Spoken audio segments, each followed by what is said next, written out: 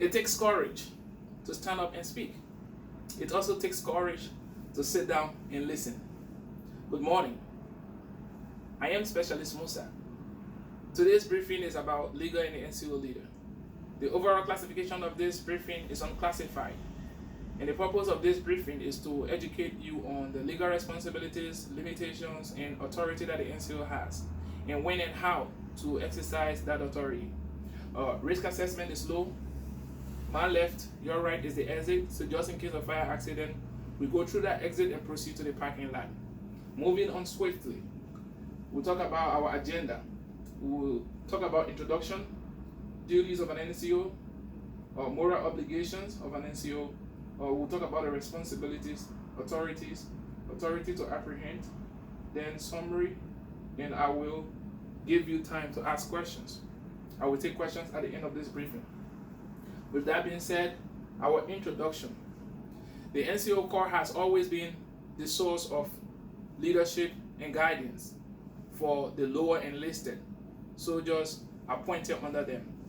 The task or duty performed limits the authority of leader to whom it is assigned.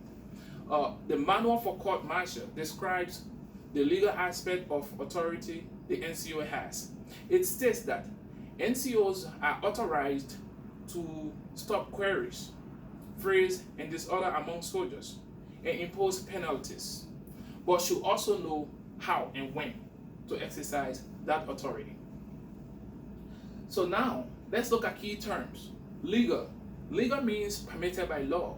And a leader is someone who inspires, influences, people to accomplish organizational goals.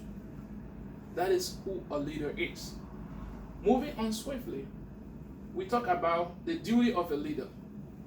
We said duty is something that you must do by virtue of your position and is a legal or moral obligation. For example, it is the supply sergeant's duty to issue equipment and keep records of the unit supplies. Now, we have duty being categorized into three types: specified duty, directed duty, and implied duty. Let's first talk about specified duty. What is specified duty? Are those related to jobs and positions. Directives such as the Army Regulations, Department of the Army General Orders, the Uniform Code of Military Justice, UCMJ, and MOS jobs or jobs description.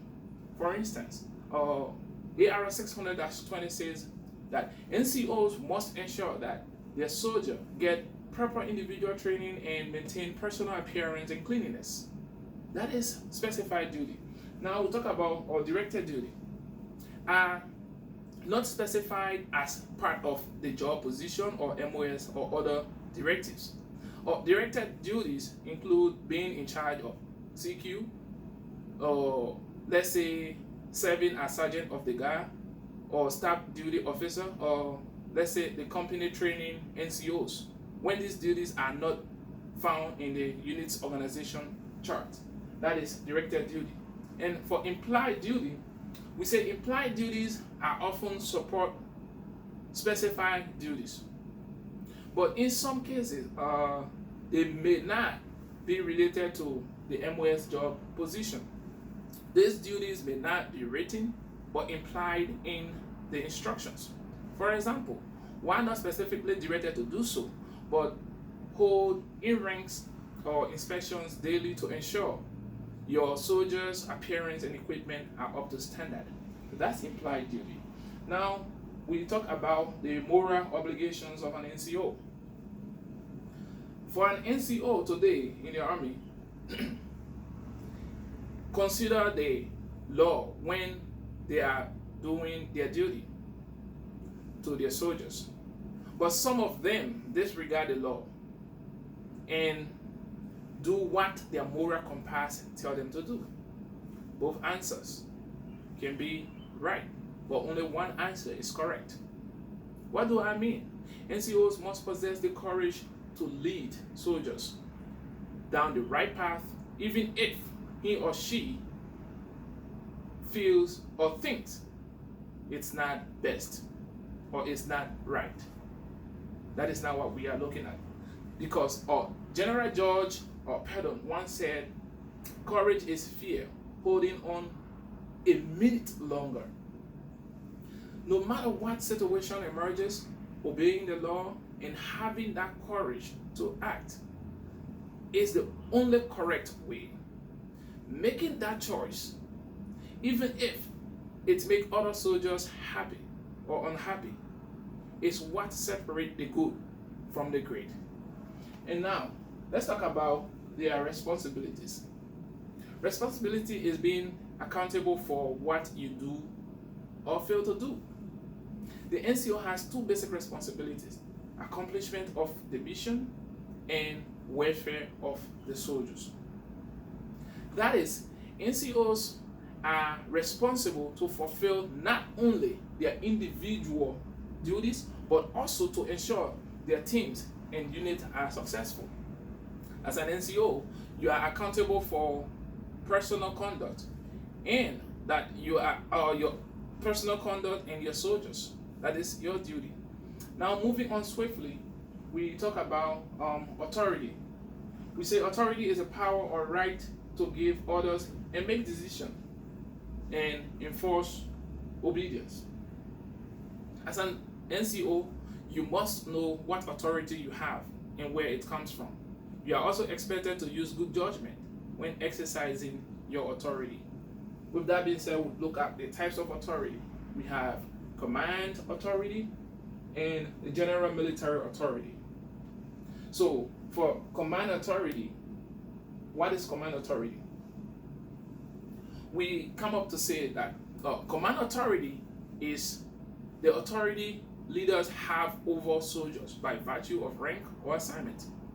And we also say command authority originates with the president and may be supplemented by laws or regulations. For instance, an NCO command authority is inherent with the job by virtue of position to direct or control soldiers. Simple. And for general authority or general military authority is the authority that is extended to all soldiers to take action and act in the absence of the unit leader or other designated authority. It originates in the oath of office, law, rank, structure, traditions, and regulations.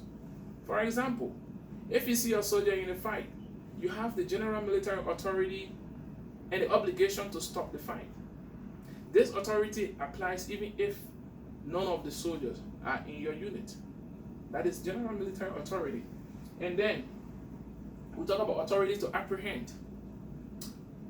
Actions an NCO may take against conduct issue. NCO may apprehend another NCO